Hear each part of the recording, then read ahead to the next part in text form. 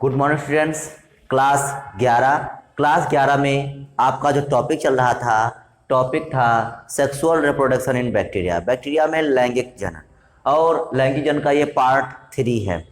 तो आज आपका ये पार्ट 3 के साथ आपका जो बैक्टीरिया में लैंगिक जनन होता है वो टॉपिक पूरा का पूरा खत्म हो जाएगा। ठीक, तो इस सेक्सुअल रिप्रोडक्शन इन बैक्टीरिया में जो हम जानेंगे, आज जानेंगे संयुग्मन द्वारा जनन, बाय कॉन्जुगेशन।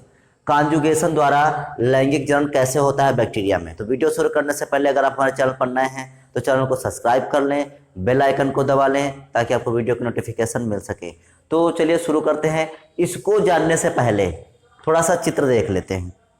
देखिए, एक बैक्टीरिया है जिसका नाम रखा गया है प्लस, मतलब पॉजिटिव स्टेन बैक्टीरिया, और दूसरा है माइनस अर्थात निगेटिव स्टेन बैक्टीरिया। जो पॉजिटिव स्टेन बैक्टीरिया है उसको दाता बैक्टीरिया कहा गया, जो निगेटिव स्टेन बैक्टीरिया है उसे ग्राही बैक्टीरिया कहा गया। जो पॉजिटिव है वो दाता है और जो निगेटिव है वो ग्राही है। ठीक, तो जो पॉजिटिव स्टेन बैक्टीरिया जो बैक्टीरिया होता है, ये बैक्टीरिया इस रोम युक्त होता है। इस पर जो है सेक्स पीली पाए जाते हैं। ठीक, तो सेक्स पीली पाए जाते हैं और इसके अंदर बैक्टीरियल डीएनए होता है और प्लाज्मिड डीएनए है।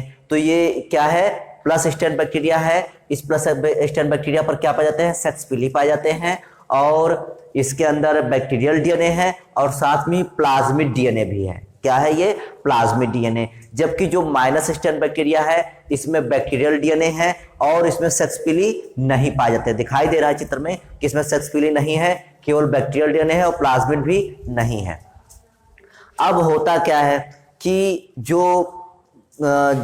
जिसको हम पॉजिटिव स्टेन बैक्टीरिया जो है इसको हम दाता कहेंगे। ठीक, इसको दाता कहेंगे, इसको ग्राही कहेंगे। तो जो दाता बैक्टीरिया होता है, दाता बैक्टीरिया क्या करता है, अपने जो सेक्स पीली होते हैं उन सेक्स पीली की सहायता से ग्राही बैक्टीरिया से चिपक जाता है।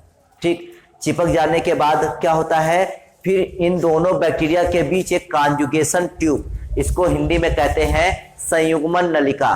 तो पॉजिटिव स्टेन बैक्टीरिया अर्थात दाता बैक्टीरिया और ग्राही बैक्टीरिया के बीच में क्या बन जाती है, कॉन्जुगेशन ट्यूब बन जाती है। तो ये कॉन्जुगेशन ट्यूब जो बन गई, इसके माध्यम से जो दाता बैक्टीरिया का जो प्लाज्मिड है वो ग्राही बैक्टीरिया में चला जाता है। देखिए एरो के द्वारा दिखा दिया गया कि जो पॉजिटिव बैक्टीरिया का जो प्लाज्मिड है वो कॉन्जुगेशन ट्यूब के द्वारा ग्राही बैक्टीरिया में चला गया। अब जब इसका प्लाज्मिड ग्राही बैक्टीरिया में चला गया तो जो पॉजिटिव बैक्टीरिया था अर्थात जो दाता बैक्टीरिया था, तो दाता बैक्टीरिया का लक्षण पूरा का पूरा ग्राही बैक्टीरिया में आ गया, और जो ग्राही बैक्टीरिया था वो भी अब क्या बन गया, दाता बैक्टीरिया बन गया। मतलब अब दोनों क्या हो गए, दाता बैक्टीरिया बन गए। तो देखिए एक से दो बैक्टीरिया बन गई है। तो जो दाता बैक्टीरिया पहले था वो तो पहले का ही है, लेकिन जो ग्राही बैक्टीरिया था अब वो इस प्लाज्मिड की सहायता से कहाँ बदल गया, ग्राही बैक्टीरिया बदल गया। इसी को कहते हैं कॉन्जुगेशन इन बैक्टीरिया। इसको क्या कहते हैं, कॉन्जुगेशन इन बैक्टीरिया। यही लिखा हुआ है यहाँ पर। आइए देखते हैं क्या लिखा हुआ है। बाय कॉन्जुगेशन संयुग्मन की खोज लैडरबर्ग एवं टाटम ने 1944 में की थी। किसने की थी, लैडरबर्ग और टाटम ने की थी। कब की थी, 1944 में की थी। इस विधि में एक पॉजिटिव स्टेन बैक्टीरिया, जिसको क्या कहा गया, दाता बैक्टीरिया, अपने लिंग रोम अर्थात सेक्स पीली द्वारा, तो अपने लिंग रोम अर्थात सेक्स पीली द्वारा पॉजिटिव और निगेटिव स्टेन बैक्टीरिया अर्थात ग्राही बैक्टीरिया से चिपक जाता है। तो कौन, पॉजिटिव स्टेन बैक्टीरिया किससे चिपक जाता है, निगेटिव स्टेन बैक्टीरिया अर्थात ग्राही बैक्टीरिया किसके द्वारा चिपक जाता है, सेक्स पीली के द्वारा चिपक जाता है। दोनों की भित्ति घुल जाने से संयुग्मन नलिका बन जाती है। तो दोनों की भित्ति घुल गई तो क्या बन गई, बीच में कॉन्जुगेशन ट्यूब अर्थात संयुग्मन नलिका बन जाती है।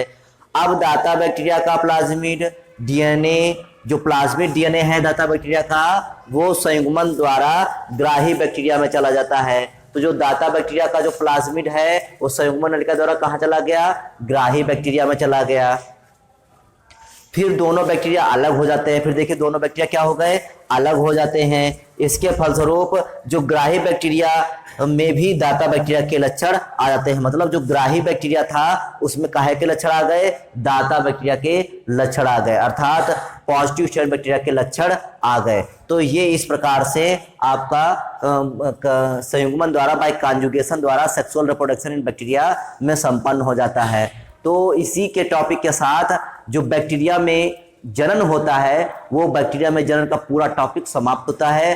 अब जो नेक्स्ट टॉपिक आएगा वो आएगा बैक्टीरिया का लाभदायक लक्षण और हानिकारक लक्षण, अर्थात बैक्टीरिया का आर्थिक महत्व पढ़ेंगे, इकोनॉमिकल इंपॉर्टेंस इन बैक्टीरिया।